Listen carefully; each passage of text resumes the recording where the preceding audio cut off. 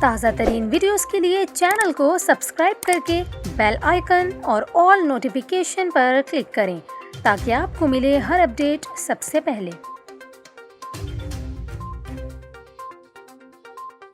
اور یہاں پر آپ کو اہم خبر دیں، کراچی میں شہری کو لاک ڈاؤن میں شادی کی تقریب کا انعقاد مہنگا پڑ گیا۔ پولیس نے شادی کی تقریب پر چھاپہ مار کر 5 افراد کو گرفتار کر لیا۔ آپ کو بتائیں، پولیس کے مطابق نشتر روڈ پر لاک ڈاؤن کی خلاف ورزی کرتے ہوئے شادی کی تقریب کا انعقاد کیا گیا تھا، جس کی اطلاع پر چھاپہ مارا گیا۔ پولیس کا یہ بھی کہنا ہے کارروائی کر کے شادی کی تقریب کو رکوا دیا گیا، جبکہ دلہے کے چاچا اور ماموں سمیت 5 افراد کو گرفتار کر کے تھانے منتقل کر دیا گیا۔ آپ کو بتاتے چلیں، صوبہ سندھ میں کورونا کیسز کی تشویشناک صورتحال کے باعث حکومت سندھ نے 8 اگست تک لاک ڈاؤن نافذ کر رکھا ہے۔ اس دوران کاروباری، عوامی اور سماجی سرگرمیوں پر پابندی ہوگی، جبکہ میڈیکل سٹورز، گروسری، پھل، سبزی، بیکریز اور دودھ کی دکانوں پر پابندی کا اطلاق نہیں ہوگا۔